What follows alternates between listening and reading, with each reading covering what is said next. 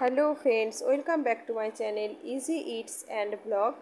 আজ আমি নিয়ে এসেছি একটা অন্য ধরনের খাবার, ইডলি। এটা বানানোর জন্য প্রথমে নিয়ে নিয়েছি 2 বাটি চাল আর 1 বাটি ডাল আর 1 বাটি চিড়ে। বাটিটা একটু কম ছিল বলে ওই জন্য আরও একটু করে দিয়ে দিলাম।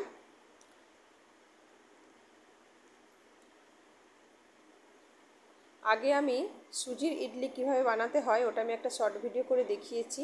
এটা আমি চাল আর ডাল আর চিড়ে দিয়ে বানাচ্ছি। আর বিউলির ডালের সাথে দিয়ে দেব ফার্মেন্টেশনের জন্য মেথি।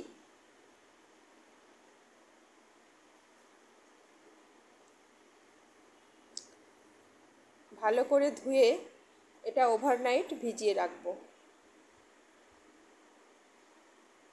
এই যে সকালে এটা আমার আবার একবার ধুয়ে নেওয়া হয়ে গেছে।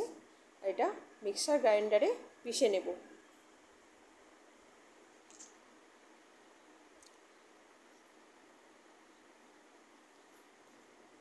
এইবার দুটো জায়গাতে হাফ করে রেখে দেব, কারণ এটা যত ফার্মেন্টেশন হবে এটা ফুলে উঠবে।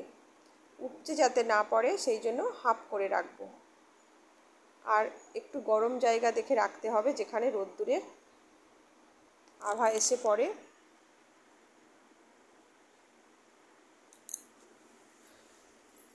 এটা গরম জায়গাতে রাখলে বেশি ফার্মেন্টেশনটা তাড়াতাড়ি হয়।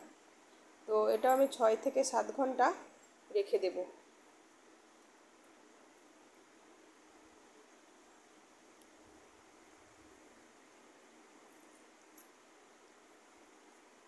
তারপরে যে সন্ধ্যাবেলায় এসে গেছি এটা বানাবো বলে, এটা এই একইভাবে এটাকে ঘোরাতে হবে। আর যদি প্রয়োজন হয় একটু অল্প জল দেওয়া যেতে পারে। আর নুন মিশিয়ে দেব।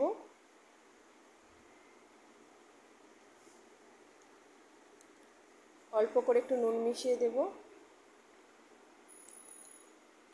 আর এই যে আমার ইডলির সাজ, এটার মধ্যে আমি মোমো বানাই, পুলি পিঠে বানাই আর ইডলিও বানাই। এটাতে অল্প করে তেল মাখিয়ে নিয়েছি। আর উপচে যাতে না পড়ে সেই জন্য অল্প অল্প ব্যাটার আমি এর মধ্যে দিয়ে দেব।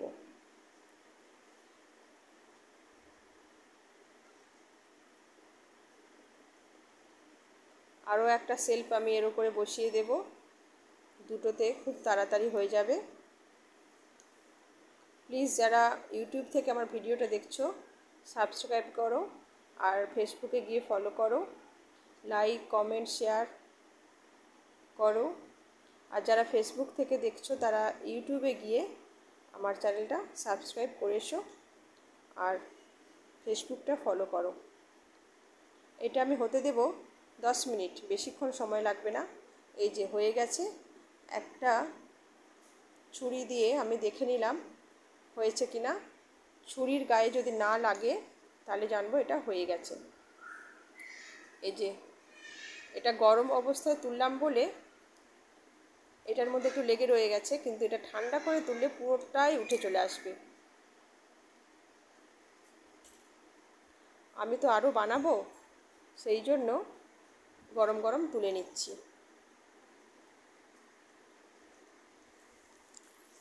এটা সাম্বারের সাথে খেতে ভীষণ ভালো লাগে। এই যে আমি সাম্বারের সাথে সার্ভ করছি।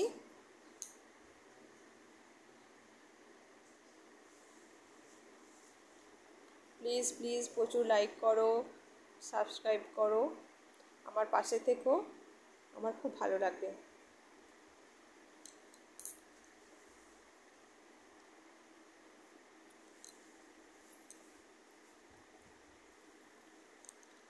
এই যে সাম্বারটা নিয়ে নিয়েছি,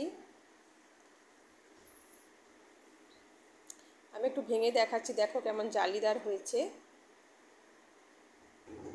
আর প্রচণ্ড নরম, খুব সুন্দর লেগেছে খেতে।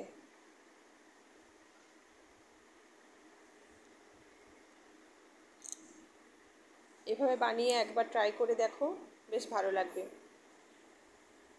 প্লিজ পাশে থেকো। টাটা।